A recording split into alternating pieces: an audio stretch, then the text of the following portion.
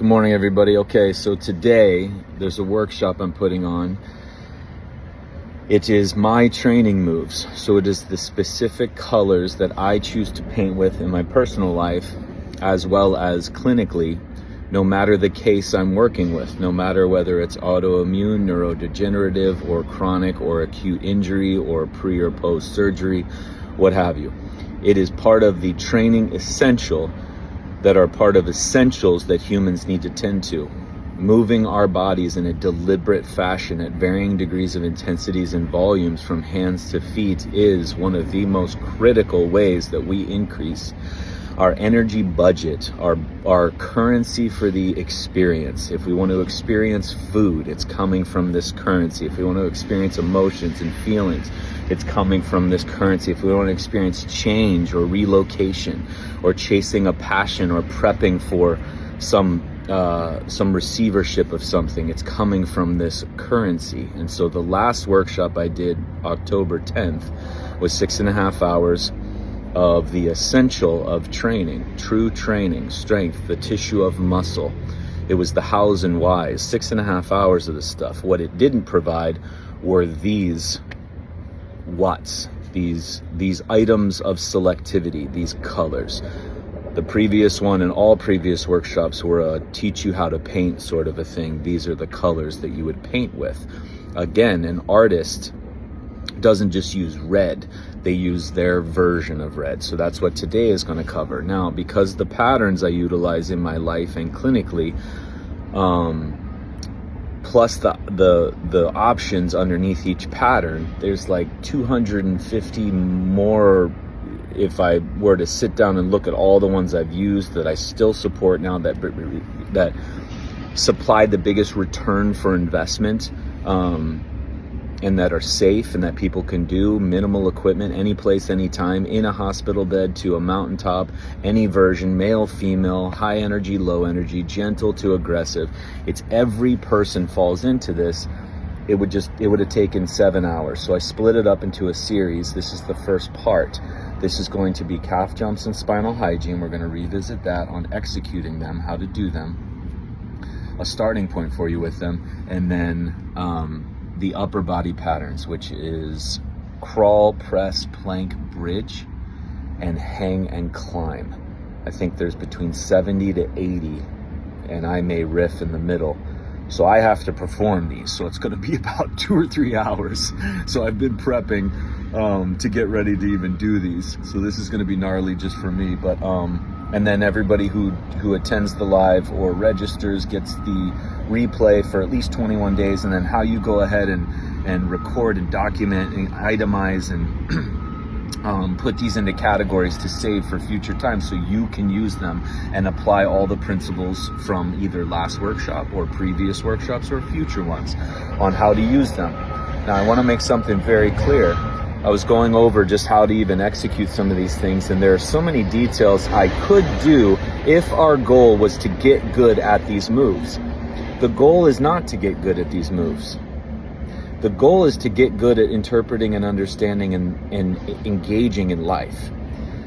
We have a society that is very good at doing all the things, so to speak, to prep for life that we're forgetting to live.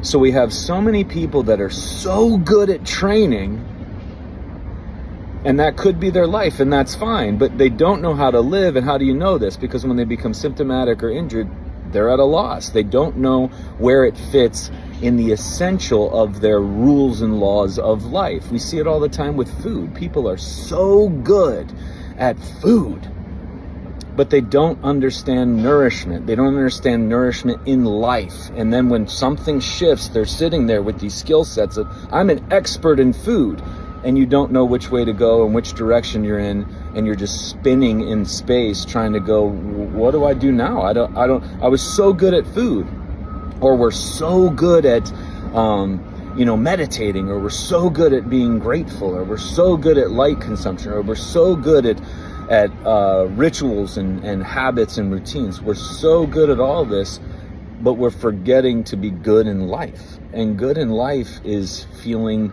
confident in life, it's experiencing life, it's feeling life, it's learning in life, it's acquiring wisdom. And then if you want to do the work to put you in a position, you can increase ability. Like, we're not living, we're doing all these things to prevent death or prevent this story around sickness and injury, and we're forgetting that we need to live. So this class, these movements, I could take 2 of them and do a 5-hour class on them. Have already done calf jump, spinal hygiene. I think I did over 4 hours, just those, where we pulled all those out, not to be good at them, because we gave the background on why you would even want to think of doing them. And then you go do them however you want to do, because you're always going to play jazz. So again, these movements are not to get good at these movements. These movements are to provide what's necessary for you to go taste life and get good at life. And that is the way it's going to be moving forward, in all aspects of it. We have so many of these part and parcel, specialized, do all these things to get exceptional at tests. I'm exceptional at screenings. My labs are exceptional. I've done everything to get my labs exceptional. How do you feel? Terrified. I feel like shit. I'm lost. I'm ignorant. I don't know anything. I know too much here and I don't know anything here. I'm forgetting to live, but all this I'm so good at. And that has to be done. We have to leave that. As I've said, there is no specialty in medicine. There is no orthopedic, there is no pediatric, there is no oncology, there's no endocrine, hormones, there is no neurological, there's no heart. That doesn't make any sense, because that's not even close to how the body works. We would see that in training, even in the world of performance and strength and conditioning. It's called sport specific. There's no such thing as sport specific training. There's playing your sport, but preparing for your sport isn't specific to that sport. Just like eating for life isn't specific to a certain gender or a certain injury or a certain condition, set of symptoms. That's why a diet applied to symptoms doesn't make any sense. A training program applied to injuries doesn't make any sense. The collective of it applied, the protocol of it, the algorithm of it applied to some sort of label doesn't make any sense. And we're destroying that model. And if you want proof, nose around my office, because that's all I'm going to continue to provide out here, because I'm living it. So today's class, part 1, it's the crawl, press, push, plank, bridge pattern, the hanging and climbing pattern, as well as calf jumps and spinal hygiene, all 7 spinal hygiene moves. An instructional, here's what it is, here's how you do it, boom, move on. It will not get into physiology, neurology, energy budget, lymph, skin, hormones, teeth, eyes, nourishment, the rules of nourishment, the rules of training, the rules of physical activity, the difference between physical activity and training. That is not what we're getting into. That are other classes. This is literally just, here's the color red, here's all the versions of red that I utilize, here's a way to go put them on your palette and you go paint. This is the first part of that. So if this intrigues you in any way, please email me, info@TommyJohnIII.com. info@TommyJohnIII.com to register. And as I said, if you can't attend today at 2:30 Pacific time, don't worry about it. You'll have a replay that will hit you, and it'll be available for 21 or more days. If you need more time with it, it's not a big deal. Just email me. Again, anybody who emails my email or goes through my website, you're hearing from me. I don't have a team. I don't have anybody that's some sort of a firewall that you got to get through, that doesn't understand. It's me. Because the first dose of your medicine is reaching out, and it's the engagement between me and you. I would be doing you a disservice, in my opinion, if I wasn't, the one answering your emails, because sometimes that's as far as I get with people. They send an email, they took the courage to admit, to list all these things, to break down, share, I need help, perfect. Whether or not they start, it doesn't matter, but this is the first step, and I make sure that email has the opportunity to take an effect if that person decides.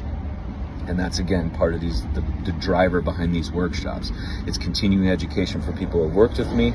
It's opportunities for people to start to do these changes and things on their own without having to work with me. Or it is people that want to go into specific parts of their life that don't want to go into the other parts to see how all ties in, but they want to identify something here, but we are always going to be tying it in, and they may want to do a one-on-one afterwards.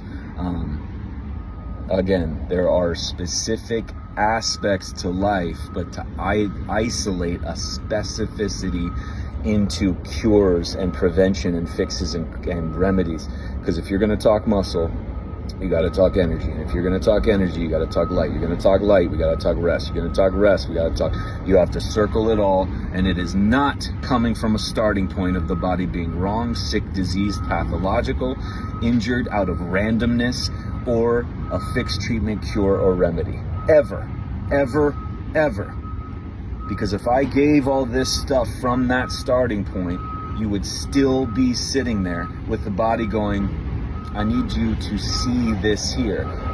I don't understand. Are you against me? It'd just be this big confusion, this big idea that we're supposed to live a life sans symptoms, sans injury. And that is not ever, ever, ever how it's going to be. The future of us is not going to be disease-free. It's not going to be symptom-free. It's not going to be injury-free. It's going to be full of those. That's the point. Every time I see a headline, new injury observed, new disease discovered, I'm like, fuck yeah. A unique individual just discovered a new way that their body's getting them to understand their life. The worst part was that they went to a specialist, and the specialist reported to the AP, and they did a story on it. But holy shit, for that person, another way of healing, oh my God, this is unreal. I see it as a bonus, as to evolution, as to adaptation, as to healing. Everybody else sees it as another disease that they have to learn and know, because you got to know all of them. I'm telling you right now, that world is not going to do well. And go that route and just see how you feel. Do you feel at peace? Do you feel safe? Can you sleep?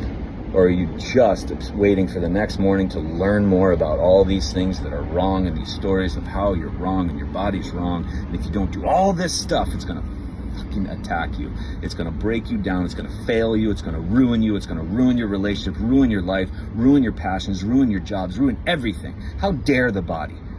Let's fucking numb it and control it and beat it up. Or